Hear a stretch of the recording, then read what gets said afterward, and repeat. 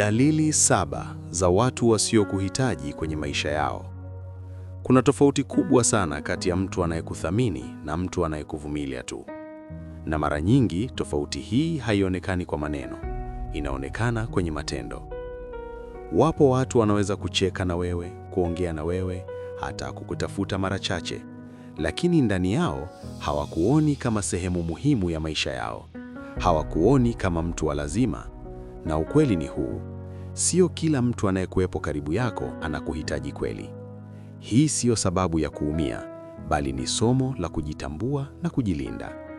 Kwa sababu ukishindwa kutambua mapema nani hakuhitaji, unaweza kuendelea kupoteza muda wako, nguvu zako na hisia zako kwa watu ambao hawana nafasi ya kweli kwako. Kabla hatujaendelea, hakikisha una subscribe kwenye channel ya GR Hamasa Wisdom ili uendelee kupata mafundisho yatakayokusaidia kujijenga na kuelewa maisha kwa kina zaidi. 1. Hawakutafuti isipokuwa wanapokuwa na shida. Kuna watu watakukumbuka tu pale wanapohitaji msaada. Wakiwa na shida wanakuwa karibu sana.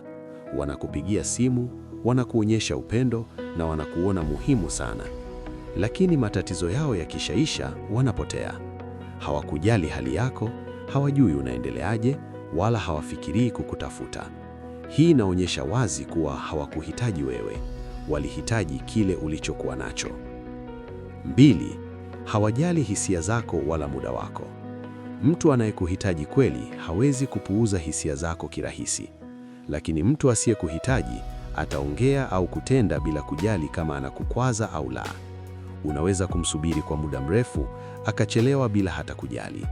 Unaweza kumwambia kitu kinachokuumiza, lakini akaona ni jambo la kawaida. Hii ni dalili kuwa nafasi yako kwake siyo ya muhimu. 3. Hawatoi juhudi yoyote kwenye uhusiano. Mahusiano yoyote, iwe urafiki, mapenzi au hata ndugu, yanahitaji juhudi kutoka pande zote.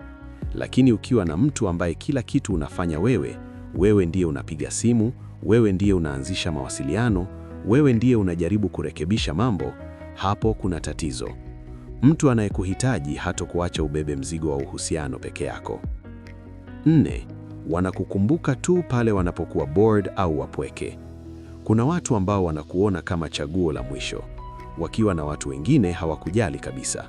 Lakini wakikosa mtu wa kuzungumza naye, wakihisi upweke au wanapotaka kujiburudisha, ghafla wanakukumbuka. Hii sio upendo. Hii sio kuthamini, hii ni matumizi ya muda. 5. Hawakushirikishi kwenye mambo muhimu ya maisha yao. Mtu anayekuhitaji kweli atataka uwe sehemu ya maisha yake. Atakushirikisha mambo yake, mipango yake na hata changamoto zake. Lakini mtu asiyekuhitaji atakuweka mbali. Utajua mambo yake kupitia watu wengine. Utashangaa kuona maamuzi makubwa yamefanyika bila hata wewe kujua. Hii inaonyesha wazi kuwa hauko kwenye nafasi muhimu kwake. 6.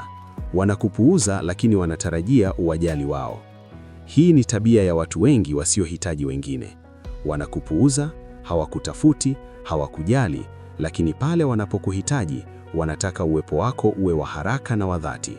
Na ukishindwa kuwapa kile wanachotaka, wanakasirika au wanaona wewe ndiye mwenye kosa. Huu ni uhusiano usio na usawa. Na uhusiano wa aina hii unaumiza zaidi kuliko unavyosaidia. 7. Hawakuoni kama kipaumbele, bali kama chaguo tu. Hii ndiyo dalili kubwa zaidi. Mtu anayekuhitaji atakupa nafasi kwenye maisha yake. Atajitahidi kukuweka karibu, kukujali na kukuheshimu. Lakini mtu asiyekuhitaji atakuweka mbali. Atakuja pale anapotaka na kuondoka pale anapotaka. Wewe sio sehemu ya mpango wake. Wewe ni chaguo la muda mfupi tu.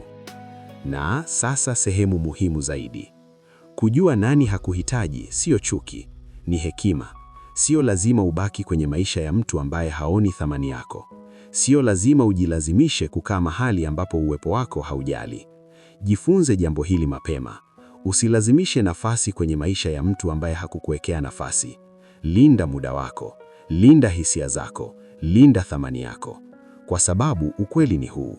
Mtu anayekuhitaji atakuonyesha kwa matendo, si kwa maneno. Mtu anayekuthamini hatokufanya ujihisi kama mzigo. na mtu sahihi hatokufanya uombe nafasi kwenye maisha yake. Chagua kuwa mahali unapothaminiwa, sio mahali unapovumiliwa.